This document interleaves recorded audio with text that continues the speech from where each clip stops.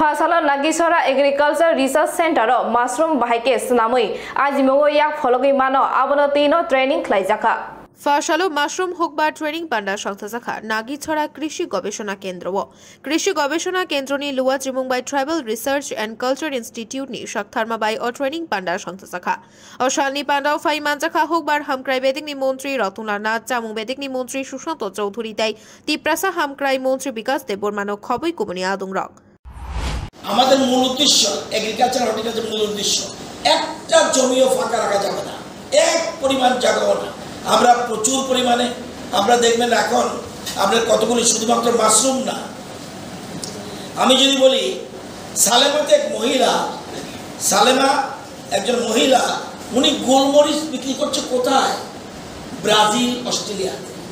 একজন মহিলা চাষি এইখানে নিয়ে এসেছে এবং সে ব্যবসায়িক ভিত্তিতে সেখানে পাঠাচ্ছে একজন মহিলা চাষি আমাদের এখানে সুপারি বলুন আম বলুন মুসাম্বি বলুন কমলম যেটা আমরা ড্রাগন ফ্রুট বলি এখন সব জায়গায় আমরা দাঁড়িয়ে যাচ্ছে এখানে নারকেলে বীজগো বিরাট শিক্ষিত ছেলে লক্ষ লক্ষ টাকা মাসে রোজগার করছে আমরা যদি কেউ খোয়াইয়ের দিকে যান দেখবেন বীজগো আমাদের মোহনপুর দিয়ে যাওয়ার সময় আমরা পেরিয়ে গেলেই লেফট সাইডে তার বাগান এবং বীজগো সেখানে তারা প্রচুর পরিমাণে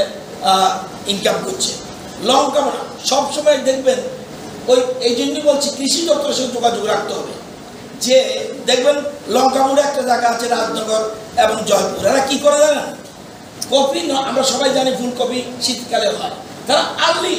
বের করে দেয় অর্থাৎ ভালো দাম পায় এই সব জিনিসের চিন্তা এবং কৃষি দপ্তরের সঙ্গে যোগ করলে আপনি এটা পাবেন সারডুবি আছে লঙ্কা চাষ আমার সারডিপের লোক এখানে আছেন হিউজ পরিমাণ লঙ্কা এখন সেখানে চাষ হচ্ছে আনারসের জন্য দেখবেন সিপাহীজলা ধলাই উনকোটি এগুলি সিপাহীজলা এবং কমলার জন্য জলপহির এর থেকে বেটার হয়ে গেছে কিল্লা তো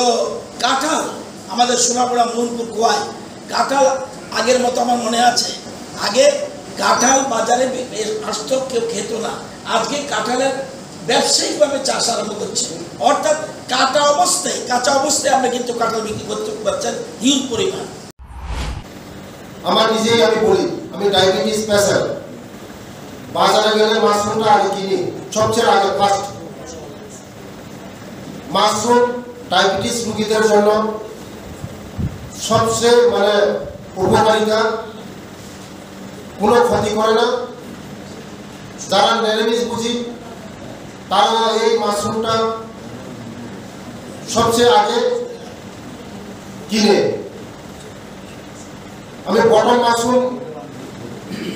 মার্কেটে আমি দেখি বটল মাশরুম আজকে অনেকদিন আমি মার্কেটে গিয়ে বটল মাশরুম পাওয়া যায় না তা আপনারা বটল মাশরুমটা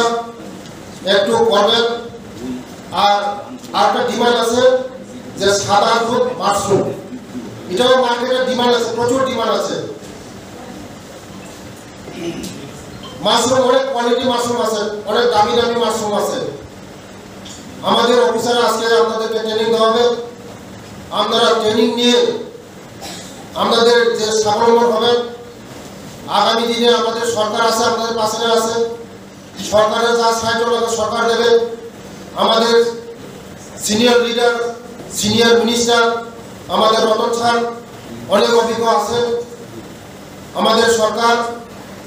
আমাদের পাশে আছে আগামী দিনে আপনারা স্বাবলম্বন হন আগামী দিনে ভবিষ্যৎ তৈরি করুন বিগত দিনেও আমরা দেখেছি একটা কৃষক তার জন্মলগ্ন থেকে তার কৃষিকাজের জন্মলগ্ন থেকে আমি ধান রোপণ করব আপনার পাওয়ার টিলার প্রদান করা হচ্ছে আমি ধান আস্তে আস্তে বড় হবে ফার্টিলাইজার প্রদান করা হচ্ছে ধান হারভেস্টিং হবে রিপার প্রদান করা হচ্ছে সমস্ত যন্ত্রপাতি উন্নত ধরনের জিনিসপত্র দিয়ে আপনি বিভিন্ন স্কিমের মাধ্যমে এসএমএম বলুন আরকেবিওয়াই বলুন আত্মা বলুন প্রতিটি স্কিমের মাধ্যমে রাজ্যের কৃষকদেরকে স্বাবলম্বী করার চেষ্টা করা হচ্ছে এবং প্রতিদিন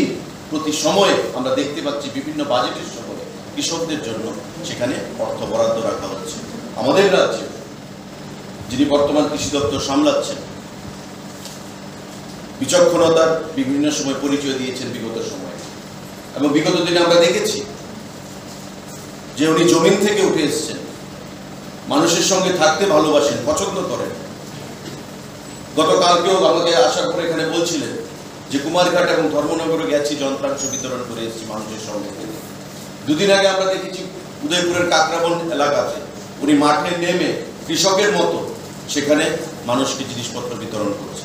তো কৃষি কাজের সঙ্গে যারা যুক্ত রয়েছেন তারাই তার মর্ম বুঝতে পারবে। কারণ কৃষক, একটা সময় ছিল যে কৃষককে পাওয়ার টিলারে আমরা কখনো দেখিনি কাজ করব, আজকে কৃষক পাওয়ার টিলারে কাজ করছে। ফার্ম মেকানাইজেশনের ক্ষেত্রে আমাদের রাজ্য ভারতবর্ষের মধ্যে একটা বিশেষ স্থান অধিকার করেছে। বছর বছর কোটি কোটি টাকা প্রদান করা হচ্ছে। তা আমি আপনাদের প্রত্যেকের কাছে আহ্বান জানাবো যে শুধু এই ক্ষেত্রে নয়, এই যে মাশরুম চাষ, আজকে যে বিভিন্ন ধরনের মাশরুম, এখানে মাননীয় মন্ত্রী বিকাশ দেববর্মা বলছিলেন যে বিভিন্ন ধরনের মাশরুম, এবং এই মাশরুম চাষের জন্য একটা অপটিমাম টেম্পারেচারেরও প্রয়োজন হয়, যে টেম্পারেচারের মাধ্যমে আপনার মাশরুম চাষ করতে হবে। কিছু প্রসেস রয়েছে, যে প্রসেসগুলোকে ফলো করতে হবে। আপনারা সঠিকভাবে এগুলো জানবেন এবং আগামী দিনে এই মাশরুমকে বাণিজ্যকরণ করে উন্নত প্যাকেটজাত করে এগুলোকে আমরা এক্সপোর্ট যাতে করতে পারি বিশ্বের বাজারে, বিভিন্ন রাজ্যগুলোতে, সেই দিক থেকে আপনারা প্রয়াস নেবেন। রাজ্য সরকার আপনাদের পাশে রয়েছে, দপ্তর আপনাদের পাশে রয়েছে, মাননীয় মন্ত্রী আপনাদের পাশে রয়েছে, যাতে করে এই যে প্রয়াস কৃষি দপ্তর এবং উপজাতি কল্যাণ দপ্তর গ্রহণ করেছে সেটা যেন বাস্তবায়িত করে আগামী দিনে আপনারা স্বাবলম্বী হতে পারেন, নিজের পায়ে নিজে দাঁড়াতে পারেন। এটাই আমাদের রাজ্য সরকার, আমাদের দেশের সরকারের, আমাদের প্রধানমন্ত্রীর, আমাদের মুখ্যমন্ত্রীর, আমাদের মাননীয় কৃষিমন্ত্রীর একমাত্র উদ্দেশ্য, একমাত্র লক্ষ্য। সবাইকে আমি আবারও ধন্যবাদ জানাচ্ছি, নমস্কার জানাচ্ছি এখানে আমাকে আমন্ত্রণ। আগরতলা প্রণব নিকথম, ব্যুরো রিপোর্ট, খুম্পুই।